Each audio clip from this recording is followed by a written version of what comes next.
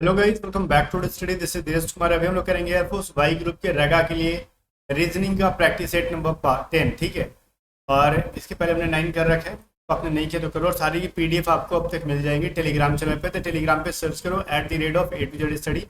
Telegram channel मिल जाएगा आपको। ठीक है। अगर आप में से कोई बच्चा कम टाइम के अंदर एयरफोर्स की प्रिपरेशन करना चाहता है, अभी तक कुछ नहीं पढ़ा, तो हमारे बैच से पढ़ाई करके बहुत अच्छा परफॉर्मेंस कर पाएगा एग्जाम में। पहले से तो बहुत बढ़िया परफॉर्म कर पाएगा वो। बैच की प्राइस 600 रुपये है, जिसकी वैलिडिटी पूरे 8 महीने की होती है, जिसके हम लोग पूरे सिलेबस की वीडियो रिकॉर्डेड क्लासेस देते हैं, टेस्ट सीरीज देंगे और पीडीएफ देंगे। अलग से कुछ भी नहीं करना पड़ेगा। और सारी क्लासेस मैंने खुद से पढ़ाया और बहुत ही बढ़िया तरीके से पढ़ाई ताकि एग्जाम में आप अच्छे नंबर स्कोर कर पाओ। ठीक है। इसको बाई करने के लिए, क्लास ज्वाइन करने के लिए आपको कुछ नहीं करना है। A to Z study app को डाउनलोड करना है, लिंक डिस्क्रिप्शन में है। डाउनलोड करके इसमें 600 रुपये की एयरफोर्स की क्लास है, यही फोटो दिखेगी एप्लीकेशन के ऊपर। उसको ओपन करोगे, उसमें पे नाउ का ऑप्शन दिख जाएगा। अगर फिर भी समझ में ना आए तो व्हाट्सअप करके पूछ सकते हो 7279047788। आप में से कोई बच्चा अगर देखो पूरा कंप्लीट बैचेस ना लेके सिर्फ इंग्लिश की बैच लेना चाहता है, वो भी ले सकता है, वो भी अवेलेबल है हमारे पास। या फिर कोई बच्चा सिर्फ एयरफोर्स की वाई ग्रुप की मॉक टेस्ट लगाना चाहता है, वो भी अवेलेबल है हमारे पास। ओके, देखो फर्स्ट क्वेश्चन क्या कहते हैं। ए ने बी से अधिक अंक प्राप्त किया। मेनली आज की टॉपिक जो रहेगी हमारी रैंकिंग के ऊपर रहेगी। रैंकिंग और ऑर्डर के ऊपर सवाल ज्यादातर हम लोग करेंगे इसके अंदर। जैसे पिछली कक्षा में हमने क्लास में हमने डायरेक्शन और ब्लड रिलेशन पे किए थे। आज की क्लास में हम लोग क्या करेंगे, मेनली रैंकिंग के ऊपर और रैंकिंग एंड ऑर्डर के ऊपर सवाल करेंगे, जहाँ से सवाल बच्चों के फंसते हैं। कह रहा है ए ने बी से अधिक अंक प्राप्त किए, जिसने सी से ज्यादा अंक प्राप्त किए। ठीक है। डी ने सी से कम अंक प्राप्त किए, जिसने ए से कम अंक प्राप्त किए। फिर कह रहा है ई ने सी से कम अंक प्राप्त किए पर एफ से अधिक अंक प्राप्त किए। तो किसने सर्वाधिक अंक प्राप्त किए, ये चीज बताओ। तो सवाल को पढ़ो। कह रहा है ए ने ना बी से क्या किया, अधिक अंक प्राप्त कर रखा है, जिसने सी से ज्यादा कर रखा है, मतलब ये बी भी सी से ज्यादा है। फिर कह रहा है डी ने सी से कम अंक प्राप्त कर रखा है, तो डी कहाँ जाएगा, सी के नीचे जाएगा। फिर कह रहा है जिसने ए से कम अंक प्राप्त किया, तो ए से तो ऑब्वियसली सबके सब कम अंक वाले ही है, तो ये तो फिर फालतू में टाइम वेस्ट करने के लिए लाइन दे रखा था। फिर कह रहा है ई ने सी से कम अंक प्राप्त किए, ठीक है, पर एफ से अधिक अंक प्राप्त किए हैं, तो किसने सर्वाधिक अंक प्राप्त किए। अब ई और एफ जो है ना वो सी से क्या है, कम है। ठीक है। ये चीज समझ में आना चाहिए, क्योंकि साफ साफ क्या रखा है, ई ने सी से कम प्राप्त किया लेकिन एफ से ज्यादा किया, तो ई एफ से ज्यादा कर रखा है लेकिन सी से कम कर रखा है। सबसे ज्यादा स्कोर करने वाला कौन है इसमें, ए कहाँ पे, ऑप्शन नंबर ए के अंदर ही है। ठीक है। तो ये सवाल आपका बिल्कुल भी सही होगा। अगर आपका भी आंसर सेम आ रहा है तो सही है। आगे बढ़ते हम लोग। फिर सेकंड क्वेश्चन कह रहा है ए की रैंक बी की रैंक से 5 स्थान आगे है, जिसकी 40 विद्यार्थियों वाली एक कक्षा में 20वीं रैंक है, तो ए की अंत से रैंक क्या होगी। इस सवाल को बनाओ थोड़ा सा दिमाग लगा के। कह रहा है ए की रैंक बी की रैंक से ना 5 स्थान आगे है, वो सब छोड़ो। अब ये देखो ना, बी की रैंक से कह रहा है 5 स्थान आगे, मान लेते बी यहाँ पे है, तो यहाँ से 5वें स्थान पे कौन होगा, ए होगा, तो 1 2 3 4 एंड 5, तो यहाँ पे ए है। ठीक है। तो कह रहा है ना कि अब देखो एक चीज कह रहा है कि ठीक है, जिसकी 40 विद्यार्थियों वाली कक्षा में 20वीं रैंक है, किसकी, तो बी की, तो 20 की टोटल क्या है, 20th रैंक है। अगर ऊपर से काउंट करेंगे तो 20वें नंबर पे ही आता है। लेकिन टोटल बच्चे कितने हैं इसके अंदर, टोटल बच्चे जो है 40 हैं यहाँ पे। तो बी के अलावा नीचे और कितने बच्चे बचे, बी जब 20वें नंबर पे, तो और 20 बच्चे बचे यहाँ पे, स्टूडेंट बच गए। तो नीचे से अगर काउंट करेंगे तो ए का क्या पोजीशन आएगा, देखो यहाँ पे नीचे से तो ऑलरेडी 20 है। अब 20 के बाद बी आ जाएगा 21 नंबर पे। फिर ऊपर और 5 लोग हैं, तो 20 प्लस बी और प्लस 5 लोग जहाँ पे ए की पोजीशन थे। ठीक है। तो 20 प्लस में 1 plus 5 is equal to 26 rank पे कौन है, ए बैठा हुआ है। नीचे से अगर काउंट करते तो हमारा 26 आ जाता है। बात समझ में आ रहा है ना। ये सवाल थोड़ा सा आपके लिए इंपॉर्टेंट हो जाता है, कहानी को थोड़ा सा घुमा के दे रखा था। चलो अगला सवाल देखते हैं। हम लोग कह रहे हैं एक कक्षा में जिसमें n छात्र हैं, कितने छात्र हैं नहीं पता, मान लेते हैं n है। लालू ऊपर से 42वें स्थान पर है, हमीद नीचे से 19वें स्थान पर है। लालू और हमीद के बीच 29 छात्र हैं, n का मान ज्ञात करो। देखो n छात्र हैं यहाँ पे, और लालू जो है, लालू को अगर ऊपर से काउंट करते हैं, लालू यहाँ पे ऊपर से काउंट करने पे 22nd नंबर पर है ये। ठीक है।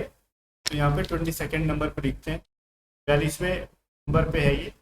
और लालू और हामिद के बीच, तो अच्छा हामिद भी है ना, हामिद नीचे से अगर मान लो यहाँ पे हामिद है, अगर हामिद भाई को नीचे से हम काउंट करेंगे तो नीचे और ही बच्चे हैं, नीचे से ये 19 रैंक पे हैं, और इनके बीच में कह रहे हैं ना टोटल मिला के इन लालू और हामिद को छोड़ के 29 बच्चे और हैं, तो टोटल कितने बच्चे हो गए, ऊपर से 42 बच्चे हो गए और बीच में 29 बच्चे हो गए और नीचे से 19 बच्चे हो गए, तो 9 9 18 2 20 और 4 2 6 1 7 और 2 8 9 हो जाएगा ना, 7 2 9, टोटल 90 बच्चे हो गए। ऑप्शन नंबर बी, और ऑप्शन नंबर डी दे रखा है आपको, इसलिए लिखा है ना कैन नॉट बी डिटरमाइन, कि बहुत सारे बच्चे ये ऑप्शन देखते हैं इसी को आंसर कर देते हैं, उनको लगता है कि सच में ये सवाल बनेगा ही नहीं, ये आंसर करके निकाल लेते हैं और उसमें मिल जाएगा 0.25 का गिफ्ट, निगेटिव मार्किंग। आगे देखते हैं 4 नंबर सवाल कह रहा है क्षेत्रफल के अनुसार राजस्थान का क्षेत्रफल मध्य प्रदेश से अधिक है। लिखते जाओ इसको, राजस्थान जो है ना वो एमपी से ज्यादा एरिया लेके बैठा हुआ है, जो छत्तीसगढ़ से बड़ा है, तो एमपी जो है ना छत्तीसगढ़ से बड़ा है आपका, ठीक है, छत्तीसगढ़ से ज्यादा है। तो कह रहा है और बताओ और क्या लिखा है, छत्तीसगढ़ का क्षेत्रफल झारखंड के क्षेत्रफल के बराबर है। छत्तीसगढ़ बराबर क्या है भैया, झारखंड है, ठीक है, जहाँ हमारा बचपन गुजरा है। बिहार छत्तीसगढ़ और झारखंड दोनों से बड़ा है, ले अब बिहार इन दोनों से ज्यादा है, ठीक है, लेकिन ये नहीं पता है ना कि बिहार एमपी से ज्यादा है कि नहीं, जो नहीं जब तक बोला तो बस इन दोनों से करो जरा बड़ा, बिहार से बड़ा कर दो, बिहार को बड़ा कर दो, छत्तीसगढ़ छत्तीसगढ़ और राजस्थान क्या कहते हैं इसको, झारखंड से, तो छत्तीसगढ़ का क्षेत्रफल गोवा से 500 किलोमीटर अधिक है, तो छत्तीसगढ़ ज्यादा बड़ा है गोवा से, तो गोवा नीचे आ जाएगा कि गोवा 500 किलोमीटर या फिर 500 किलोमीटर स्क्वायर क्या है, छोटा हो जाएगा उन दोनों से। सबसे कम क्षेत्रफल किसका है, तो गोवा सबसे छोटा है, और एक्चुअल में भी अगर देखा जाए ना तो गोवा सबसे छोटा है एरिया वाइज, ठीक है, और एरिया वाइज राजस्थान सबसे बड़ा है, तो सवाल में भी वही है, बट दो नहीं, एक्चुअल से कोई मतलब नहीं है, सवाल में कुछ भी दे सकता है, जरूरी थोड़ी कि यही सब दे, नाम दे दे कुछ भी दे देगा, तो खुद से इमेजिनेशन नहीं करना है, हमेशा फोकस करना है सवाल में जो कह रहा है। 40 लड़कियों की एक पंक्ति में पी दाएं छोर से 5वें स्थान पर है और क्यू दाएं छोर से 15वें स्थान पर है, पी और क्यू के बीच कितनी लड़कियां हैं, कुल मिला के 40 लड़कियां हैं। अगर हम राइट साइड से, इधर राइट होता है हमारा, इधर राइट होता है और इधर लेफ्ट होता है, काउंट करेंगे तो पी को अगर देखते हैं तो राइट से कितने नंबर पे आता है भैया, ये 15th नंबर पे आता है, नहीं श्योर था ना, 5वें स्थान पे, वही मैं कहूँ, देखो 5वें को हिंदी में लिख रखा है, डिजिट में नहीं लिखा है, 5th रैंक पे आता है, और क्यू को जब हम लेफ्ट से काउंट कर रहे होते हैं तो क्यू कितने नंबर पे आता है, ये 15th रैंक पे आता है, तो पी और क्यू के बीच में कितने बच्चे हैं, तो टोटल कितने हैं 40, तो इधर से 15 और इधर से 5, तो ये दोनों मिलके क्या मिल जाएंगे, 15 + 5 20, तो 40 में से और कितने बच्चे यहाँ पे होने चाहिए, 40 बनेंगे, तो 20 में 40 में से 20 घटा लो, 20 बच्चे और हो जाएंगे इसके अंदर बीच में, क्लियर है। चलो आगे देखते हैं 6 नंबर सवाल, कह रहा विकी सैंडी से लंबा है, तो विकी भाई ना कल के एफकैट के एग्जाम में ना ऐसे सवाल बहुत ज़्यादा पूछे गए थे, इसलिए मेरे को लगा कि ऐसे सवाल कराने बहुत इंपॉर्टेंट है, आपको पता होना चाहिए कि 27 तारीख को एफकैट का एग्जाम हुआ था, ठीक है, उसमें ऐसे सवाल बहुत पूछे गए थे, इसलिए मैं ऐसे सवाल पे फोकस कर रहा हूँ आज। विकी सैंडी से लंबा है, तो सैंडी जो है ना लंबा हो गया लेकिन उम्र से छोटा है, ओ ठीक है, विकी जो है वो उम्र से छोटा है, लेकिन कह रहा है उमर जो है रंजीत से लंबा है लेकिन गुज्जू से छोटा है, तो गुज्जू से छोटा कर दो इसको, गुज्जू से छोटा कर दिया हमने। कह रहा है सैंडी जो है रंजीत से लंबा है, तो रंजीत को सैंडी के नीचे कर दो, ठीक है, तो कह रहा है समूह में सबसे छोटा कौन है, तो रंजीत भाई है। चलो आगे देखते हैं 7 नंबर, एक परीक्षा में पी की रैंक ऊपर से 13वीं और क्यू की रैंक नीचे से 11वीं है, यदि पी और क्यू की बीच 4 रैंक का अंतर है तो कितने विद्यार्थियों ने परीक्षा में भाग लिए। देखो सवाल क्या कहा मैंने भूल गया, एक परीक्षा में पी की रैंक ऊपर से, अच्छा ऊपर से देखो पी को अगर हम काउंट कर रहे हैं तो पी भैया 13th रैंक पर है, और क्यू की रैंक को अगर हम नीचे से काउंट कर रहे हैं ना, नीचे से क्यू को, तो ये 11th नंबर पे है, पी और क्यू के बीच 4 का अंतर है, तो मतलब यहाँ पे ना 4 का डिफरेंस है, ठीक है, तो परीक्षा में कितने लोग हैं, तो 4 लोग बीच में आ गए, 13 4 और 11 कर लो, परीक्षा में कुल मिला के 28 लोग होंगे, ऑप्शन नंबर सी, ठीक है। चलो अब देखो कुछ सवाल ऐसे 2-3 सवाल मिल जाएंगे ये वाले करके, इसमें भी लोग कंफ्यूज होते हैं, एयरफोर्स में पूछा जाता है। देखो इसको अगर हम पहले लिख लेते हैं, देखो डी ई, थोड़ी सी गंदी लिखी जा रही है, आई डोंट नो वाई, ऐसा क्यों हो रहा है। डी, ठीक है, उसके बाद क्या है, ई है, फिर ब्लैंक है, फिर क्या है, एफ है, फिर एफ है, फिर ए है, सी है, डैश है, इतना लंबा है यार, डबल डी है, डैश है, डबल ई है, डैश, एफ, ए, सी डी, ठीक है, फिर डैश है, फिर डी डबल ई एफ, ठीक है, फिर क्या, dash C dash D D. ये इतना लंबा है ना कि लिखने में कंफ्यूजन हो रहा था, इसलिए मैं थोड़ा आराम आराम से लिख रहा था। कभी कभार आपके साथ भी वही होगा। आप पहले काउंट करो कितने लोग हो गए ब्लैंक के साथ, 1 2 3 4 5 6 7 8 9 10 11 12 13 14 15 16 17 18 19 20 21 22 23 24 25 26 27 28 29 30। ऐसा तो फिर प्रॉब्लम है डिवाइड करने में। छोड़ो, डायरेक्टली हम लोग सवाल पे आ जाते हैं। देखो यहाँ पे लिख रखा है ना, डी के बाद ई है, तो डी के बाद ई देखो कहीं दिख रहा है क्या, तो इसमें डी के बाद डी है, डी के बाद इधर भी डी है, डी के बाद ई देखो यहाँ पे दिख रहा है, तो डी के बाद डबल ई दिख रहा है, तो क्यों ना हम यहाँ पे भी डी के बाद डबल ई बना दें। तो देखो डी के बाद डबल ई और डबल एफ मिल गया अपने को यहाँ पे भी, और डबल एफ के बाद मेरे को ए और सी दिख रहा है यहाँ पे। बात समझ में आ रहा है। तो मैंने यहाँ पे अगर ए भर दिया तो ए के बाद सी मेरे को यहाँ पे मिल गया। अब ए के बाद सी कहीं और दिख रहा है क्या, ए के बाद सी यहाँ पे, ए के बाद सी यहाँ पे, लेकिन ये डबल सी है, ठीक है। तो अगर हम यहाँ पे डबल सी करते हैं तो क्या मिल गया, A double C double D, ठीक है। तो यहाँ पे भी कर देते हैं A double C double D. बात तो जम रहा है, हाँ पहले की तरह आ रहा है। लेकिन एक चीज़ बताओ मेरे को, एक डबल सी और डबल डी कर रहे हैं अगर हम लोग यहाँ पे, तो यहाँ पे अगर हम डी कर देंगे डबल डी, तो ये तो ट्रिपल डी हो जा रहा है, कोई दिक्कत नहीं है, हम आगे देख लेते हैं। फिर देखो यहाँ पे अगर हम लिखते हैं ना A double C double D, तो यहाँ पे क्या हो जाएगा भाई, ट्रिपल डी हो जाएगा। बात समझ में आ रहा है। और तो फिर यहाँ पे क्या होगा, एफ क्या है, हर जगह डबल डबल दिख रहा है, तो यहाँ पे भी अगर हम डबल एफ कर दें तो कुछ ऐसा बन रहा है क्या लॉजिक, देखो D double E double F, फिर A double C double D, ठीक है, ट्रिपल डी दिख रहा है अपने को, फिर डबल ई डबल एफ, ठीक है। रुको, हमने यहाँ पे कुछ गलती कर दिया, ट्रिपल नहीं है वो, डबल ही है। देखो ए डबल सी डबल ई, फिर क्या है, D double E double F, है ना। ये देखो पहले मिला था ना डी डबल ई और डबल एफ, तो यहाँ पे मिल गया D double E double F, और ये डबल डी कहाँ गया, A double C double D का। यहाँ पे भी देखो मिला ए डबल सी और डबल डी को एक पेयर बना लो, फिर इधर मिल जाएगा D double E double F, फिर A double C double D, मिल गया ना। पहले आ रहा है D double E double F और फिर मिल रहा है A double C double D, और यही रेपिटेशन चल रहा है। तो पहले हमने ई भरा था, फिर हमने सी भरा है, फिर हमने डी भरा है, फिर हमने एफ भरा है, फिर हमने डी भरा है। पीछे वाले को देख देख के भरते जाओ ए और सी। ये कहाँ मिल रहा है, ई सी डी, ये ऑप्शन नंबर सी के अंदर है, E C D F D A C, दिख रहा है ना। इसी तरीके से चलता है।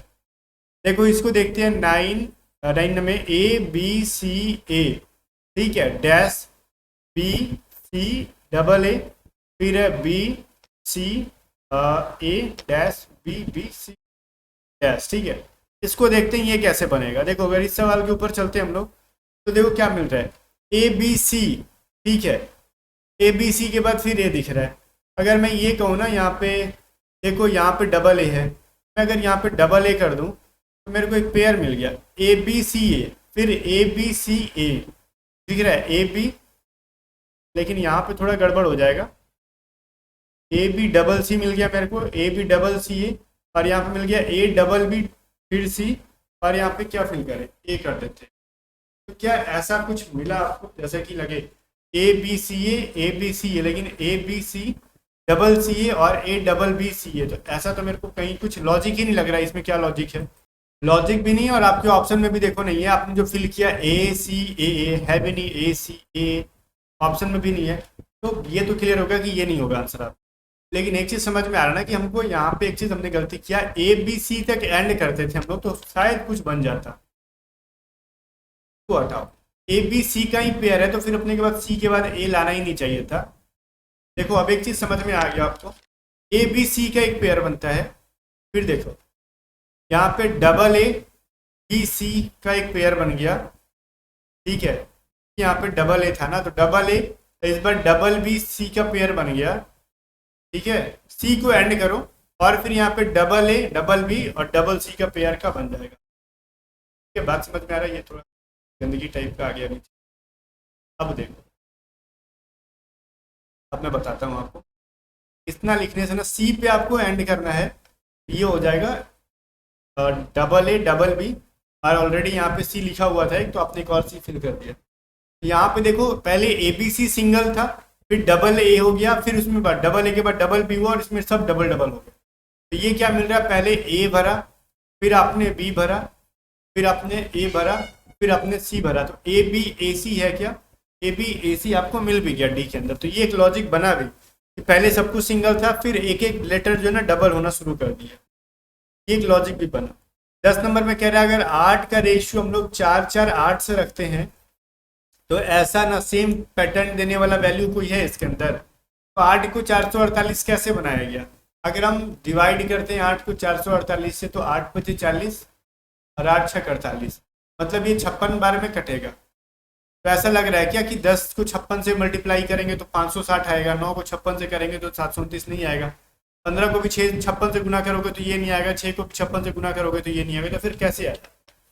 एक चीज मैं बताता हूँ, आप कहानी है सुनो। 8 का स्क्वायर और 8 से एक कम क्या होता है, 7, तो 7 में मल्टीप्लाई कर दो, 64 इंटू 7 करोगे 448 हो जाएगा। उसी तरीके से ऑप्शन ए में क्या है, 10 का 900 बनाना हो तो 10 का स्क्वायर, 10 से एक कम क्या होता है 9, तो 100 इंटू 9 करोगे 900 बन जाएगा। लेकिन 9 में करोगे 9 का स्क्वायर 81 और 8 से मल्टीप्लाई करोगे तो नहीं होगा 729, ठीक है ना। ये सभी फॉलो नहीं करेंगे, ए फॉलो करेगा। कमेंट करके बताओ आपके कितने क्वेश्चंस के आंसर सही हुए। अच्छा 11 12 नहीं, 10 तक ही रहने देते हैं इसको, आगे नहीं, ये आगे भी क्वेश्चंस हैं और हमारे पास, लेकिन 10 तक ही एंड करेंगे। अब रीज़न इसका है ना, देखो 10 तक एंड करने का रीज़न क्या है कि हम 1 सितंबर से कुछ अलग करने वाले हैं। तो अभी मैं 1 सितंबर से पहले आपका टेस्ट ले रहा हूँ, ताकि आपकी प्रिपरेशन किस लेवल पे मुझे एक्चुअली ये चीज़ पता चले। तो मैं हमेशा पूछता हूँ कमेंट करके बताओ कितने आपने सही किए, ताकि मुझे पता चल पाए कि आपकी प्रिपरेशन कैसी है, ठीक है। ये चीज़ बताते रहा करो। बाकी चलो बैचेज आप ज्वाइन कर सकते हो, A to Z स्टडी आप डाउनलोड करके। बाकी A to Z study YouTube channel को सब्सक्राइब करना मत भूलना, वीडियो को लाइक करके शेयर कर दो।